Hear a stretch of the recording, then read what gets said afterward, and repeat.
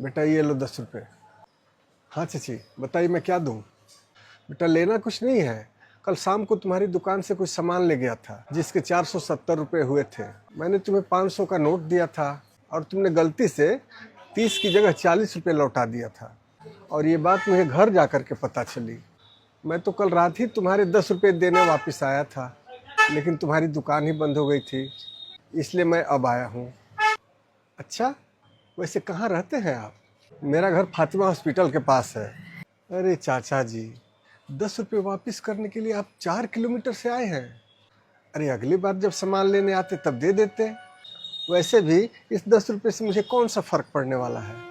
जानते हो बेटा, मेरा बेटा अब इस दुनिया में नहीं है, लेकिन वो हमेशा कहता था किसी का पैसा अपने पास नहीं रखना चाहिए। जिसका पैसा है उसे दे दो, जिसका पैसा है वो चुप रह सकता है, लेकिन अगर हमने किसी का पैसा रख लिया तो उसका हिसाब ऊपर वाला करता है, और हमारे किए की सज़ा हमारे साथ साथ हमारे परिवार और हमारे बच्चों को मिलती है। अच्छा ठीक है बेटा, मैं चलता हूँ। अरे राजू, जरा दुकान देखना, मैं अभी आता हूँ।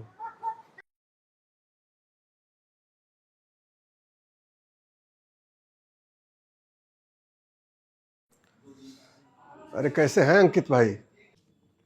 अरे प्रेम भाई, आप यहाँ कैसे? मैंने तो आपका पेमेंट कल भिजवा दिया था। हाँ अंकित भाई, आपका पेमेंट कल मिल गया था, लेकिन मैंने जब हिसाब मिलाया तो उसमें 250 रुपये ज़्यादा थे। ये बात मुझे कल आपको बता देनी थी, लेकिन लालच में मैंने वो पैसे रख लिए। अरे प्रेम भाई, आप इतनी सी बात के लिए आने का कष्ट क्यों किए? अरे इसे अगली बार के पेमेंट में एडजस्ट कर लेते। अरे अंकित भाई, अगली बार किसने देखा है, इसलिए आपका पैसा लौटाना बहुत ज़रूरी था। ऊपर वाला जाने कब कैसे हिसाब चुकता करे, शायद इसकी सज़ा मेरे बीवी और बच्चों को भी मिल सकती है।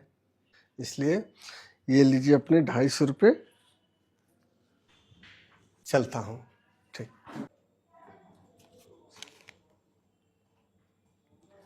राजू, जरा दुकान देखो, मैं अभी आता हूँ। बेटा घर पे कोई है? आप बैठिए, मैं दादाजी को बुलाता हूँ। हाँ बेटा बताइए। चाचा जी नमस्ते, मैं रमेश का दोस्त हूँ। दरअसल बात ऐसी है कि मैं और रमेश पिछले कई सालों से एक नया बिजनेस स्टार्ट करने के लिए पैसे जोड़ रहे थे, लेकिन बीच में ही रमेश हमें छोड़कर चला गया।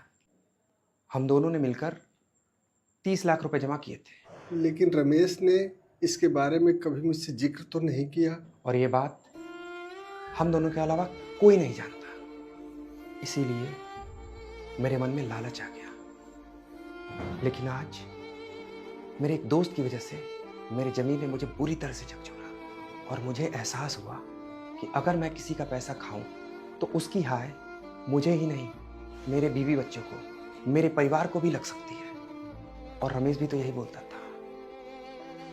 चाचा जी, ये लीजिए अपने 15 लाख रुपए।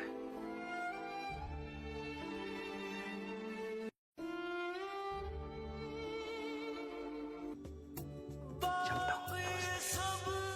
खुश रहो बेटा।